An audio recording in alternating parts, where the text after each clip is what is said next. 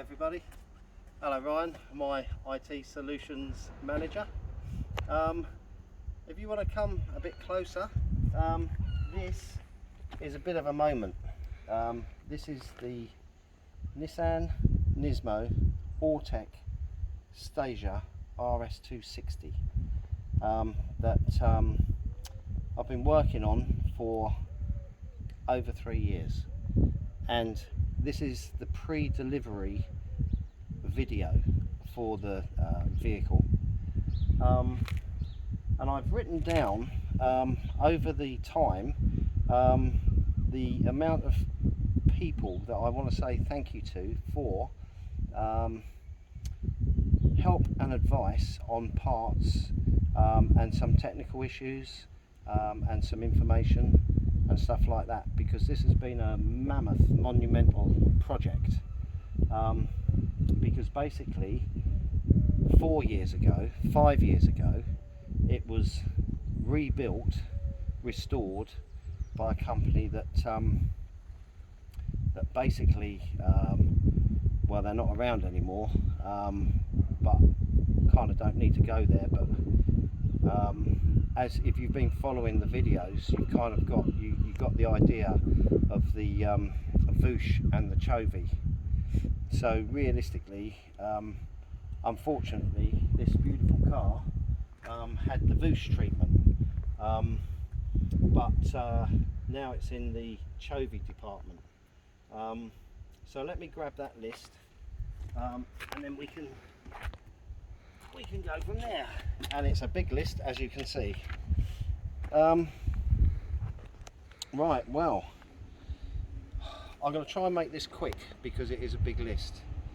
So, Richard Hughes at Sumo Power, Simon from Coord Sport, Janusi, God bless his soul, Jun, Japan, the guys at Garage D, the guys at Driftworks, my mate Paul Kelly for paint advice, Kent Auto Refinishing Systems for paint supplies, sundry supplies and advice, Paul's Paint Shop for his part in sorting out a little problem on the paintwork on the boot lid, Skinner's of Rye for the dyno hire, which it was on the dyno a lot, setting up the Link ECU, obviously Link ECU and all their people, AIM Link Dash for all their help and advice as well, Peter at the Skinner's Paint Shop for telling me how to mix the ratios of the paint. And the thing is, this is all relevant because I've mentioned all this stuff in past videos about the trouble of being a novice painter and then having to be a professional overnight, and it doesn't really happen, but I kind of made it happen. Well, I suppose I ought to thank Voosh as well. We know that's a long story. They will get mentions because they're a perfect example of not what to do. Redline Oils for their perfect lubricants, which I swear by. That I've used Redline for 30 years, and you know, they every time I take one of my engines apart, it's as clean as what it was when I put it together. Gosney Engineering for their reboring machining services. Well, it's a strange one. Tommy Fung. Well, I kind of mention him. I don't know. I like Tommy. He could be on the Voosh bit, as far as I'm concerned, with the exhaust he supplied me. But at the end of the day, no. I think I'm going to give him a Chovy. His biggest problem was he didn't answer the phone to me when I wanted some advice, because he told me this exhaust that I had to make, admittedly, would be quiet. It etc. And it would fit like a glove. Well, it did neither of that, and so yeah. But anyway, so Tommy's on there. It's a good exhaust system now, but quite honestly, the time and effort that I put into that exhaust, I could have bought 2 brand new Mines ones from Japan. So there you go. Kevin from 50 Ignite for the crank trigger and coil kits. Another company, Bosch in Australia, for performance injectors. Real Street Performance in America, Frivera for the CP pistons. The guys at RB Motorsport for a few bits and pieces, knickknacks, gaskets, ATI damper pulley. Yeah, good service, good prices there. C tyres for the tyres. Managed to find 2 that I needed fairly quickly that weren't available. GK Tech in Australia for some of the suspension, well, just a couple of bits of the suspension stuff, and Hard Race and BC shock absorbers for, well, BC obviously for the shock absorbers, and Hard Race for the traction bars and roll centre adjusters and the K-Sport, well actually Apex Performance, but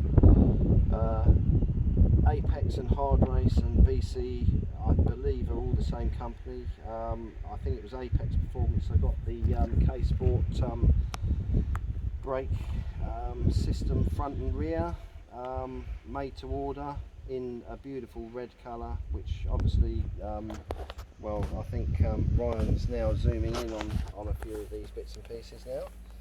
So yeah, he's got the idea now. HKS, well, what did I get from HKS?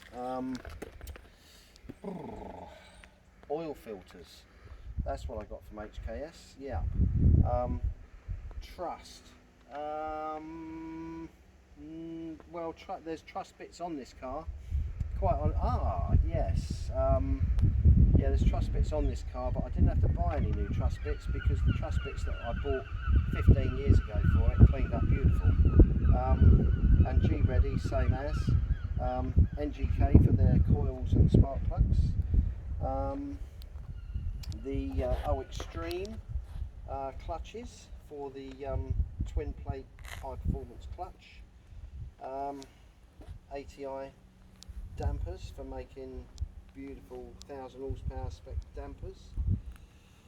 CP pistons, well, the reason I use CP pistons is this car's now done 2,500 hard miles with my red line oil and it ain't used a drop.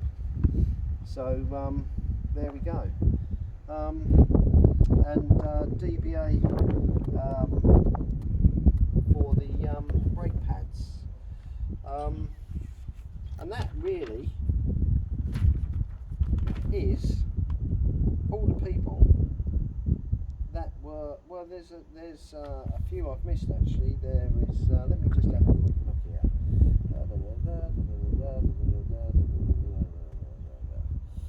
Right, there is some people I've missed off there, but Driftworks, they helped. They sell some nice little stuff. Good service. Very professional. In fact, everybody who I deal with on this car, very professional.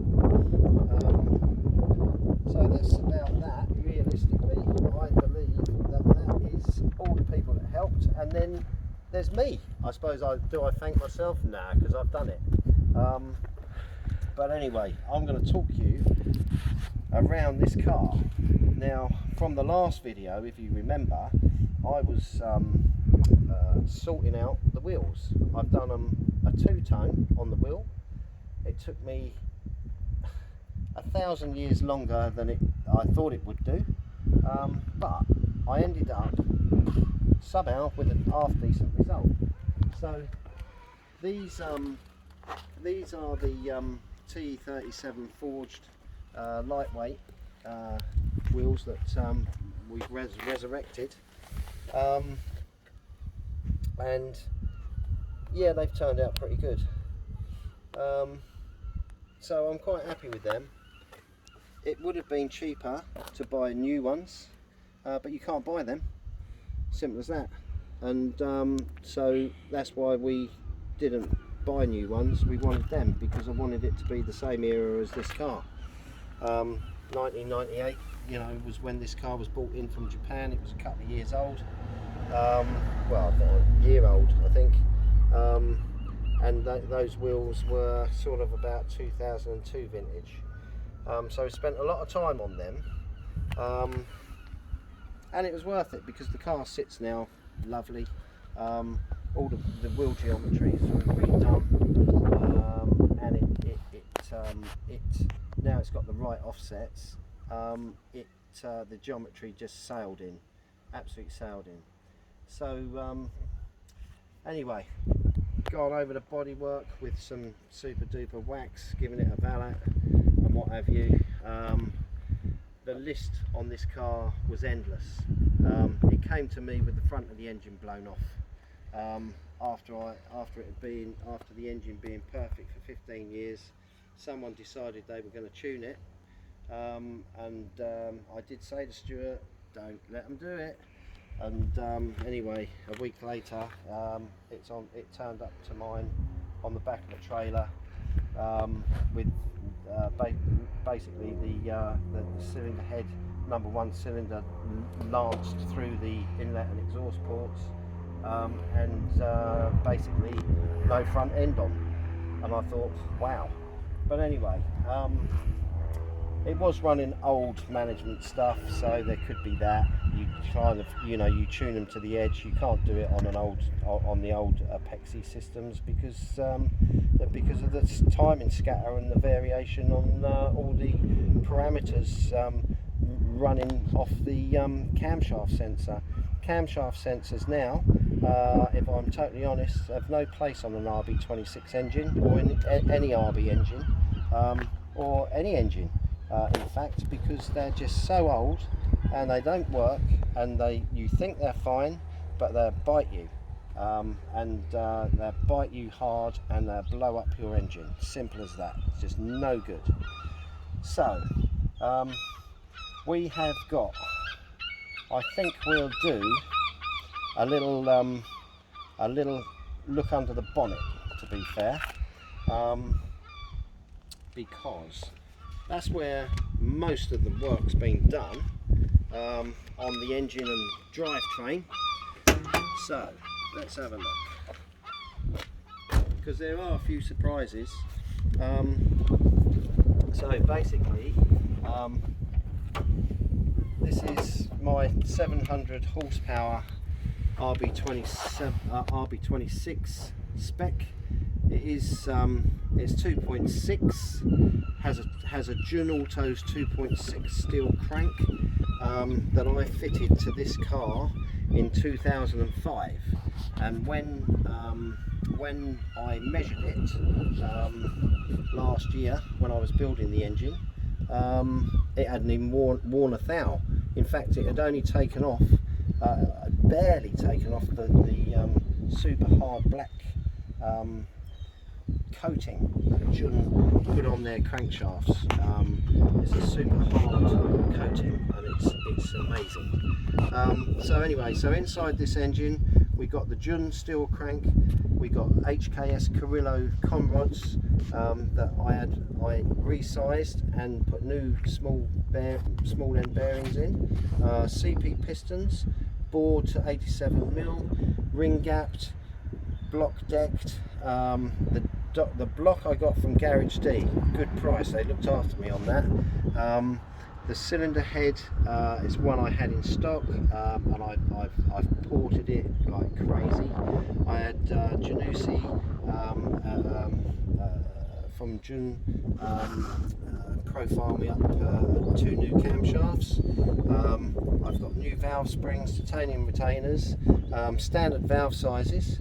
I've still got the HKS turbos on there that were fitted to this car in 2003. 2530s. You know, they're amazing little turbos. It's got obviously the HKS intake kit. That was already there. So the engine was new. We've now got, if you notice here, this is just a position sensor for #1 cylinder.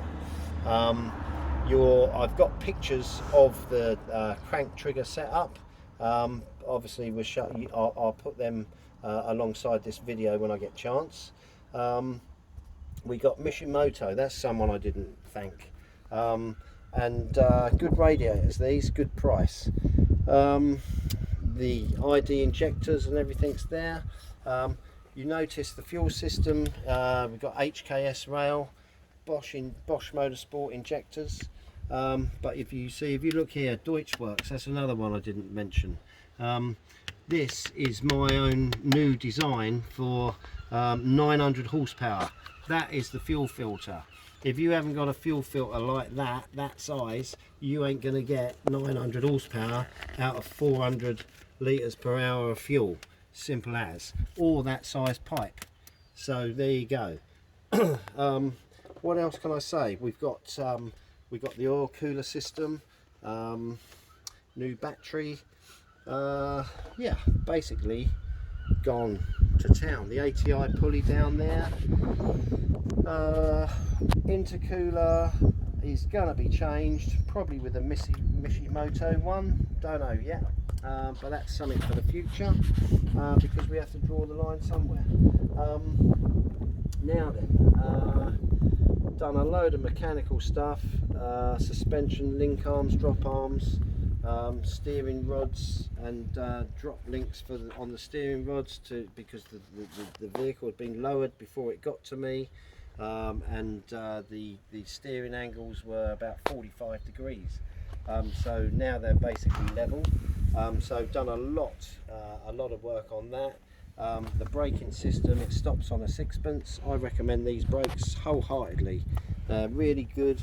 They don't squeal. They stop you so fast. There's not very much dust appears. Obviously you get some, but look at them. I mean, they've been on there and it's like 2,000 miles and they're still like brand new. And then what else? We've got a Duluck 4-wheel drive controller. Are we all right there on the thing? Yeah, okay. Am I going on too much? Not really, am I? The thing is, the list is endless. Yeah. It's an endless car.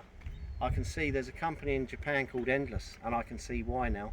But anyway, let's get back to this car. So yeah, we've got a Duluck all-wheel drive controller. Beautiful engine bay, look at that. The NGK coils, these are NGK, not the cheapies, not the cheapies. You know, you buy the cheapies, you get the misfires. Simple as that. So back to the 4-wheel drive controller, that's I can make it 2-wheel drive, 4-wheel drive, and I can make it somewhere in the middle. Now, inside the car, we've got the Link ECU. I'll talk to you about that inside the car, because we've also got the Link Aim dash, and Ryan fitted that actually, and he done not a bad job, if I say so myself. And it's fully programmable. And so in Ryan comes. So yeah, that's the Link dash, fully programmable. There's a few little things that I'm going to point out to AIM, but on the whole, very good. We've got our ECU still in the standard position of the vehicle inside the Link ECU. We've just used the G4 Plus plug-in, but it's set to run high and low boost, launch control, and traction control. And it's actually quite good to get all the features of it running. It runs the fuel pumps at certain things. I mean, the fuel system, I basically, all the pumps are inside the tank, which I believe in. We get no smell of petrol. I mean, nothing worse than that. Standard gearbox. Can you believe that? But with a few, obviously, a few of Gary's mods to keep it together. Yeah, good gearbox that. It just takes a bashing all the time. So yes, now this is an interesting little thing, because you can program this, and we kind of like it. So I hope Stuart does, he's the owner. So we got that, and I'll fire it up. And can you believe that? It hasn't fired up.